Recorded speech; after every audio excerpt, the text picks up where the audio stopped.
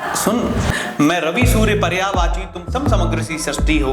हाँ, मैं प्रकाश तो देता हूं पर तुम नैनों की दृष्टि हो। इतना सुनते ही वो पीछे से पलटी और आके बैठ गई। तो बोलती और कह रही मेरी तो ऊपर से निकल गया। तो मैंने कहा देखो, रवि सूर्य पर्यायवाची, पर्यायवाची सब जानते हैं, रवि सूर्य क्या पर्यायवाची है, और तुम सम समग्र सी सृष्टि हो। इस सृष्टि में जो जो चीजें समाहित हैं वो सब तुम हो। अच्छा। लेकिन मैं नयन हूं जिनसे दिखाई पड़ता है। भोलेनाथ ने लड़कियों को बड़ा जटिल बनाया है। अच्छा। उनका शरीर भी इतना जटिल है कि डॉक्टर ऑपरेशन करने पहले सोचता है आदमी को काटा और क्लियर। औरत के साथ ऐसा नहीं है। तो तुम घोर पहेली इच्छासी, मैं शब्दों से सुलझाता हूं। कुछ समझ तो मैं लेता हूं, पर खुद को उलझा पाता हूं। मैं आम हूं मानव क्या जानूं, तुम चीज परे की लगती हो। और जो वो कर रहे हैं ऐसा नहीं वो खराब है और सही, उसका कोई वो नहीं है कि वो खराब है हम सही थे, ऐसा भी नहीं है। वो भी सही है, हम भी सही थे, बस प्रेम को पाने के अलग अलग तरीके हैं। ऐसे ही आगे ईश्वर को पाने के भी अलग अलग तरीके। शादीशुदा है इस भारत में, आधी आबादी शादीशुदा है, और कुछ को अच्छी मिली, कुछ को बहुत अच्छी मिली। तो जिनको बहुत अच्छी मिली है उनके लिए एक मेरी कविता समर्पित है। तो एक बार क्या होता है कि मैं एक मीटिंग में था, तो बीवी को मूवी के लिए ले जाना था। अब बॉस ने पकड़ लिया, सबके बॉस को पता नहीं कहां से पता लग जाता है कि आज इसका डन है। नमस्कार। तो आज जो हमारे जो गेस्ट हैं वो रवि कवि जी हैं, जो कि राइटर भी हैं, आर्टिस्ट भी हैं और पेंटर भी हैं।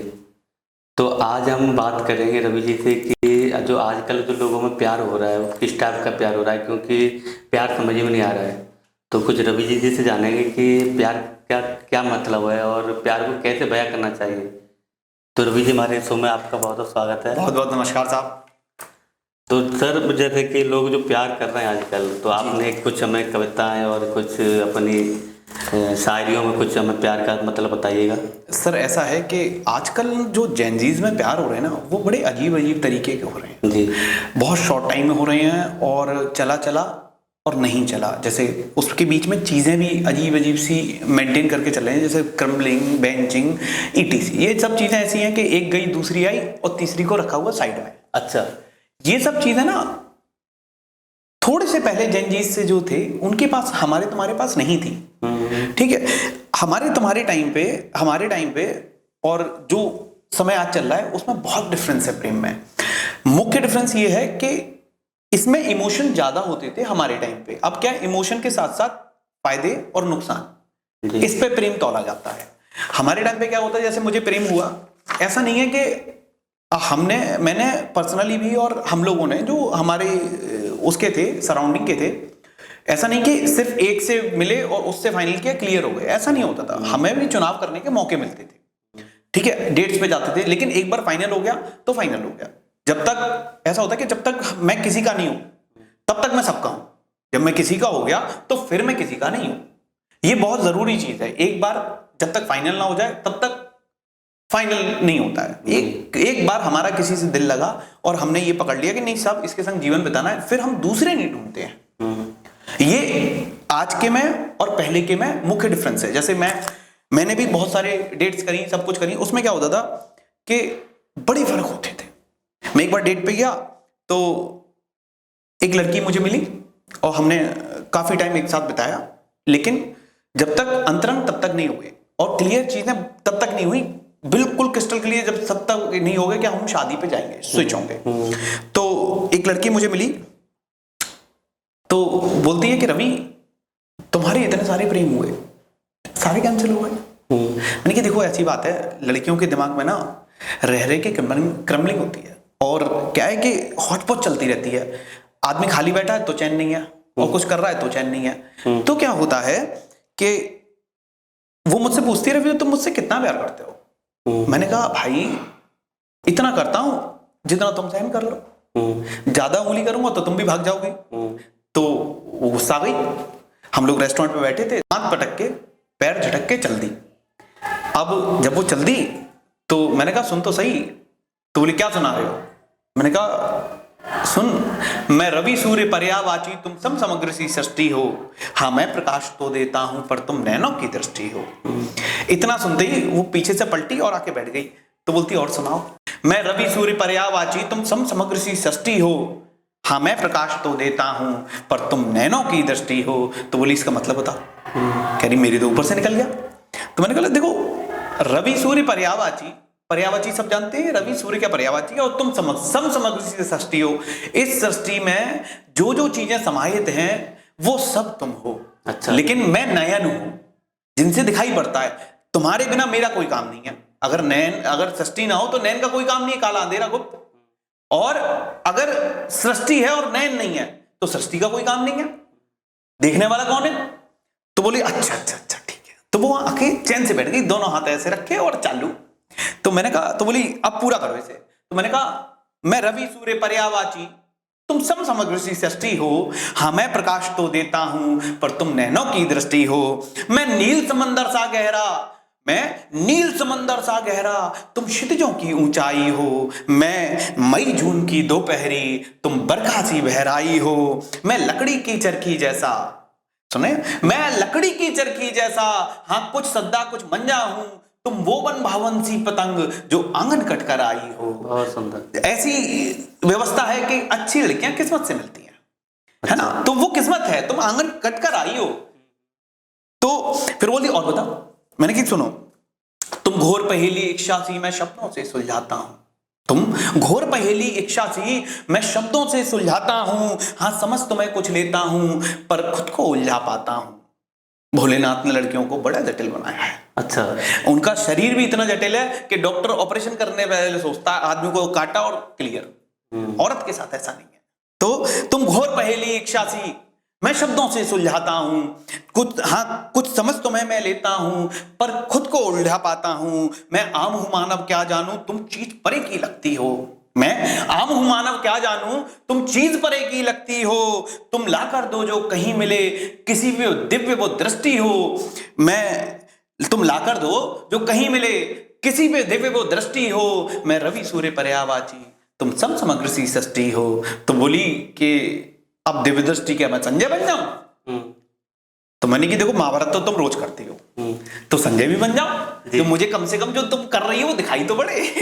तो बोली अच्छा खींच रहे हो मेरी। मैंने कि नहीं सुनो, हम और तुम यहां बैठे हैं और डेट कर रहे हैं, इसका कोई भविष्य है तुम्हें क्या लगता है। तो बोली देखो मैं तो पूरे मन में हूं। मैंने कि तुम पूरे मन में हो, पक्का यकीन है तुम्हें। तो बोली नहीं मैं तो मन में हूं। मैंने कि सुनो, जब स्वयं पे बस ना चले सकी तुम बन के बादल आ जाना। जब अपनी पे तुम्हें बस ना हो कि लगे कि नहीं अब इसके बिना नहीं रह जाता है, जब स्वयं पे बस ना चले सकी तुम बन के बादल आ जाना। मैं बन के बीतका कौन दूंगा तुम अमृत रस बरसा जाना। बीतका का मतलब होता है बिजली। तो मैं और बन के बादल आ जाना। मैं जब स्वयं पे बस ना चले सकी तुम बन के बादल आ जाना। मैं बन के बीत का कौन दूंगा तुम अमृत रस बरसा जाना। क्या प्रेम मुझे तुम करती हो, क्या प्रेम मुझे तुम करती हो पहले अंतर मन में झांको। ये बहुत जरूरी है कि तुम मन में पक्की हो जाओ। क्या प्रेम मुझे तुम करती हो पहले अंतर मन में झांको। पर हाँ तुम इतना मान भी लो मुझे खुद से कमतर मत आंको। क्यों मैं तुमसे प्रेम में कम नहीं बढ़ूंगा, ध्यान रखना। फिर बाद में मत कहना कि रवि गले बढ़ गया। कि क्या प्रेम मुझे तुम करती हो, क्या प्रेम मुझे तुम करती हो पहले अंतर मन में झांको।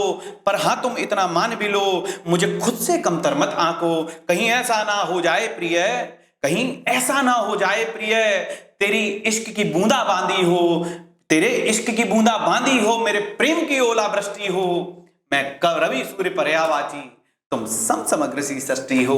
तो ये बहुत जरूरी है कि हम जब प्रेम कर रहे हैं, जब तक मन नहीं बना रहे हैं तब तक खूब दुनिया खुली है जी। और जब एक बार मन बना लिया तो पीछे हटने का कोई काम नहीं है। बस हम में और जेनजीज में ये मुख्य फर्क है जी।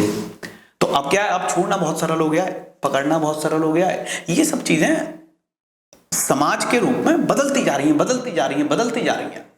अब इससे आगे भी बहुत सारी चीजें हैं जो होनी हैं। अब प्रेम में एआई आएगा।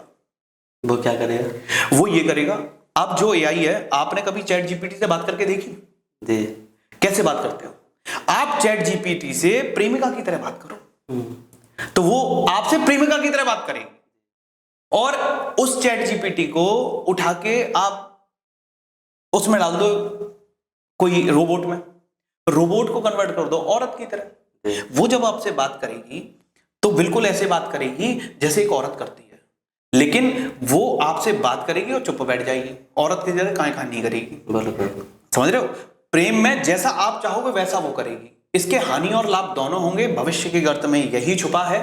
और जितना प्रेम एक रोबोट दे देगा आगे भविष्य में, उतना ना औरत आदमी को देगा ना आदमी औरत को, क्योंकि वो सिर्फ वो जानता है आपको क्या चाहिए, आपके एल्गोरिथम में घुस जाएगा। आज भी आप अगर कुछ सोच रहे हो वो फोन पे दिखाई पड़ने लगता है, आपने अक्सर देखा होगा। ये सब चीजें प्रेम में आगे भविष्य में बदलाव आएगा, और ये पहले से लिखा पड़ा है, आज का नहीं है। मतलब आपको मैं बताऊं कि आपके हिसाब से जो कलयुग है वो क्या है, आप बताएं मुझे। नहीं, आप बताएं, आपको ज्यादा नहीं, एक आपको क्या लगता है, अब तक आपने जो जीवन जिया लोगों ने बताया कलयुग ऐसा है, घोर कलयुग ऐसा है, आपके हिसाब से कलयुग क्या है? कलयुग तो है ही नहीं, आप मानोगे तो कलयुग है। इसकी कोई विवेचना, लोग आपके दिमाग में पहली बात क्या आती है कि कलयुग ऐसा होगा और घोर कलयुग ऐसा होगा? अब मेरे हिसाब से तो कलयुग, आप मानोगे तो कलयुग है, नहीं तो कलयुग कहीं है। आमतौर पे लोग कलयुग का मतलब खराब युग से समझते हैं। बिल्कुल, जो हम सब जानते हैं कलयुग का मतलब खराब, और घोर कलयुग का बहुत खराब, यही तो है।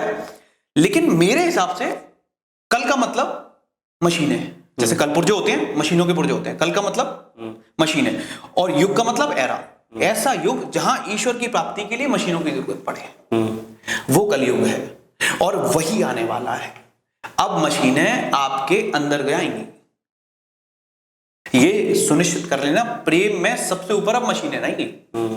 आपको घर पे आते ही वो स्टार्ट हो जाएगी और आपसे कहेंगे आज कैसा दिन रहा, बीवी तो पूछ ही नहीं रही है। आप समझ रहे? तो ये फर्क आ जाएगा। जेनजीस से आगे भी जाएंगे हम अभी जेनजीस से आगे जाएंगे, और यही होने वाला जो मैं आपको बता रहा हूं। तो ये सब चीजें हैं, ये चलती रहेंगी, आगे बढ़ता रहेगा। समाज जैसा हो जाए हमें वैसा एक्सेप्ट करना पड़ेगा। ऐसा नहीं है कि वो खराब है जेनजीस, और जो वो कर रहे हैं ऐसा नहीं है वो खराब है और सही, उसका कोई वो नहीं है कि वो खराब है हम सही थे, ऐसा भी नहीं है। वो भी सही है, हम भी सही थे, बस प्रेम को पाने के अलग अलग तरीके हैं, ऐसे ही आगे ईश्वर को पाने के भी अलग अलग तरीके हैं। कुछ और सुनाइए, मन नहीं भरा इससे। अच्छा, कुछ और आप हमारी कुछ। चलिए आपको कुछ और सुनाते हैं जी। तो अब आप कह रहे हैं कि कुछ और सुनाना है जी। तो हम सभी शादीशुदा हैं, इस भारत में आधी आबादी शादीशुदा है, और कुछ को अच्छी मिली, कुछ को बहुत अच्छी मिली। तो जिनको बहुत अच्छी मिली है उनके लिए एक मेरी कविता समर्पित है। तो एक बार क्या होता है कि मैं एक मीटिंग में था, तो बीवी को मूवी के लिए ले जाना था। अब बॉस ने पकड़ लिया, सबके बॉस को पता नहीं कहां से पता लग जाता है, ये सबके बॉस को पता लग जाता है, तो वो एक्स्ट्रा काम दे देते हैं, तो उसमें हम चिरे चले जाते हैं, आदमी फट जाता है, दो तरफ हो जाता है, इधर जाऊं कि उधर जाऊं समझ में नहीं आता है।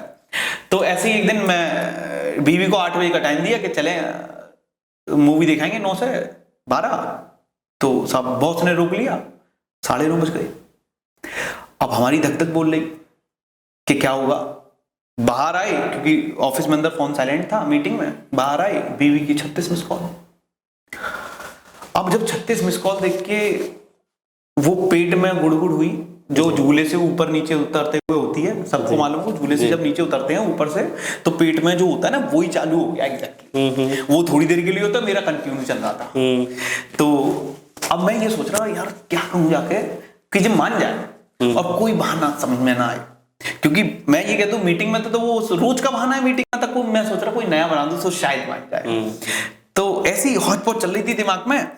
तो मेरे दिमाग में क्या आ रहा था कि मैं बीवी से इतना डरे जा रहा हूं, मैं बीवी से इतना डरे जा रहा हूं कि जिंदा हूं लेकिन मरे जा रहा हूं। मिस कॉल 36 पड़ी फोन में है, मैं काली के दर्शन करे जा रहा हूं। मुझे ऐसी लगता था वो काली माता का रूप धारण करके वो फरसा हाथ में लेके नीला ड्रम बगल से लेके खड़ी होगी जी। तो अपनी हर आदमी की तरह ऐसे आदमी, ठीक है। तो मैं बीवी से इतना डरे जा रहा हूं कि जिंदा हूं लेकिन मरे जा रहा हूं। मिस कॉल 36 पड़ी फोन में है, मैं काली के दर्शन करे जा रहा हूं। अब मैं सोचता हूं कि खीसे ने पोरे मैं जाऊंगा कैसे, खीसे ने पोरे मैं जाऊंगा कैसे, किया ही नहीं वो बताऊंगा कैसे। झूठा मैं अच्छा कदापि नहीं हूं, समझे, झूठा मैं अच्छा कदापि नहीं हूं, फिर भी रिहर्सल करे जा रहा हूं, मैं बीवी से इतना डरे जा रहा हूं कि जिंदा हूं लेकिन मरे जा रहा हूं। अब सुनिए कि घर जाके संजा को मिलना है मुश्किल, मुझे देख वो अपना आपा ना खो दे, मुझे देख वो अपना आपा ना खो दे, 101 डायल करे जा रहा हूं, मैं जिंदा हूं लेकिन मरे जा रहा हूं।